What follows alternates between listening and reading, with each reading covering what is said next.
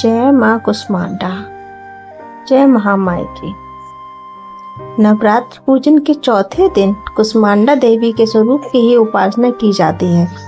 इस दिन साधक का मन अनाहत चक्र में स्थित होता है, जो कि साधना के स्तर को दर्शाता है। नवरात्रि में चौथे दिन देवी को कुष्मांडा के रूप में पूजा जाता है। अपनी मंद हल्की हंसी के द्वारा अंड यानी ब्रह्मांड को उत्पन्न करने के कारण इस देवी को कुष्मांडा नाम से अभिहित किया गया है। जब सृष्टि नहीं थी, चारों तरफ अंधकार ही अंधकार था, तब इसी देवी ने अपने ईशत हास्य से ब्रह्मांड की रचना की थी।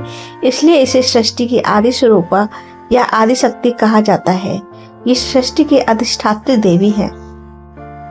इन देवी की 8 भुजाएं हैं, इसलिए अष्टभुजा कहलाई जाती हैं। इनके 7 हाथों में क्रमश कमंडल, धनुष, बाण, कमल, पुष्प, अमृतपूर्ण, कलश, चक्र तथा गदा है। 8वें हाथ में सभी सिद्धियों और निधियों को देने वाली जप माला है। इस देवी का वाहन सिंह है। इन्हें कुम्हड़े की बलि प्रिय है। संस्कृत में कुम्हड़े कुष्मांड कहते हैं, इसलिए इस देवी को कुष्मांडा नाम से सुशोभित किया जाता है। यह नाम उनको उनकी मंद मुस्कान के कारण भी प्राप्त हुआ है।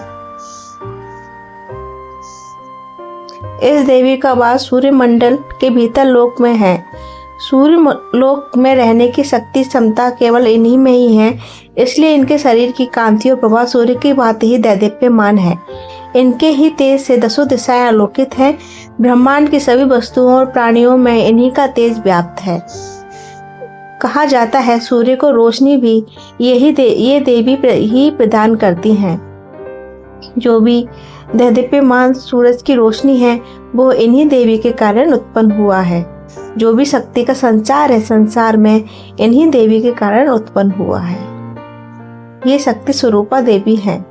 इनको आदि शक्ति तथा अधिष्ठात्री देवी भी कहा जाता है।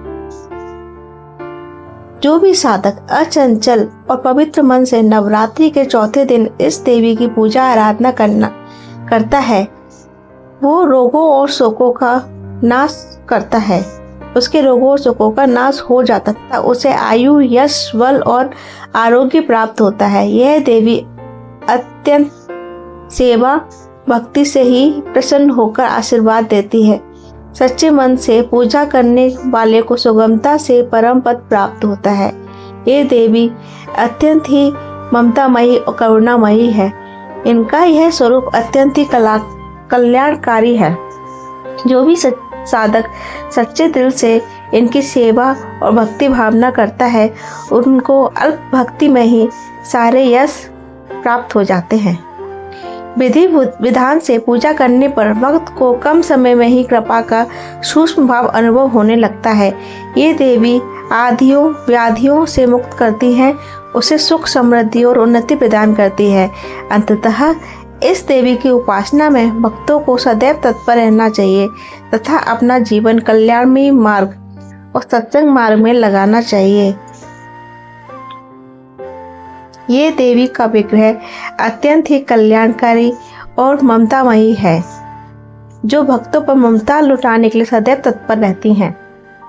इन देवी की उपासना सुरा संपूर्ण कलसम रुद्राप्लुप्तमेव च दधाना हस्त पद्माभ्याम कुष्मांडा शुभदा अस्तु में मंत्र से कर सकते हैं।